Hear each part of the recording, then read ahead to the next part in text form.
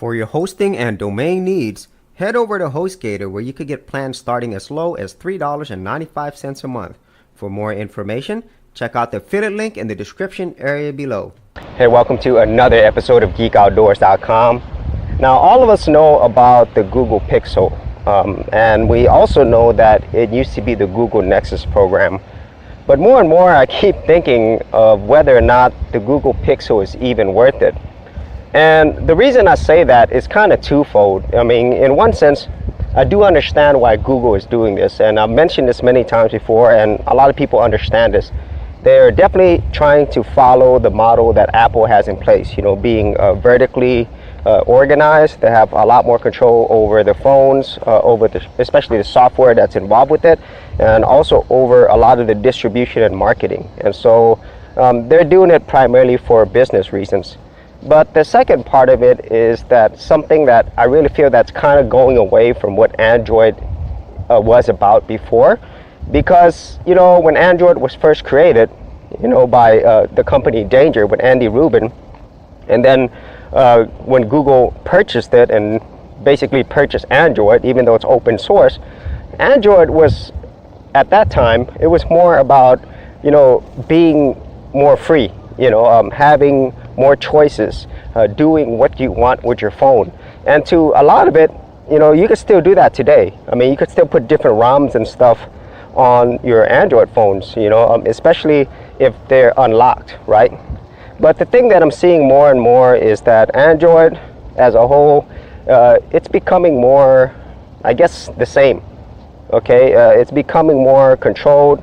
It's becoming more similar than it is different. And it seems like in the whole Android world, at least this point, it's not about doing things your own way. It's more about conforming, okay? Which is the model that Apple uses and Samsung also uses because they're following the same model.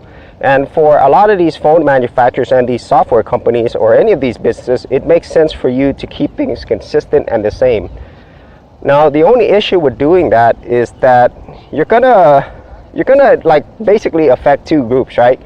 You're gonna affect the first group, which is your money group, which is your mass consumers. And those groups, that's the one that they're gonna cater to the most because that's who's making money.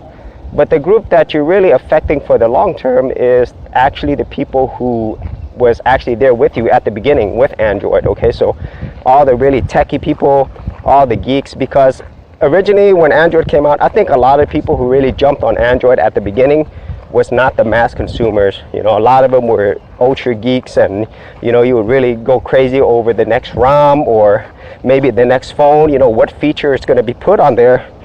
And I really feel like with Google's approach, specifically with the Pixel, they're kind of getting away from that. And I understand why they're doing it from a business point of view, but from the people who actually started with Android and who continue to love certain things about Android, it makes you wonder whether or not it's worth it.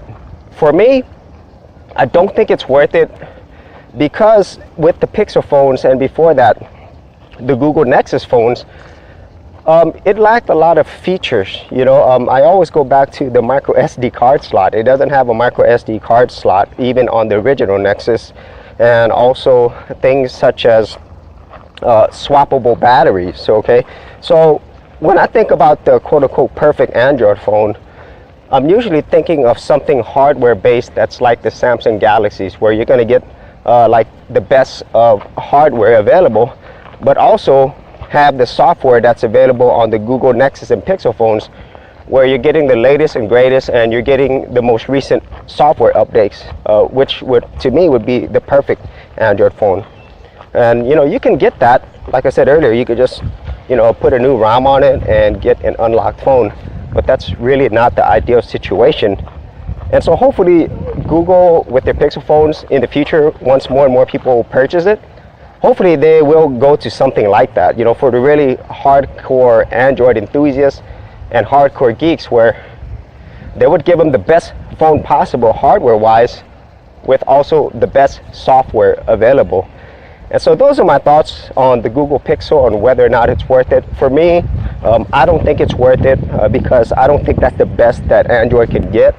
But for some people who are used to something more like the Apple products, and to some extent Samsung products, they'll be just fine with it, you know. But I don't think that is the target market that Google wants to hit right away. But in the long run, they want the mass consumers. Okay, and so if you have any thoughts on the Google Pixel phone, Apple, Nexus, or Android in general, be sure to leave it in the comments area below.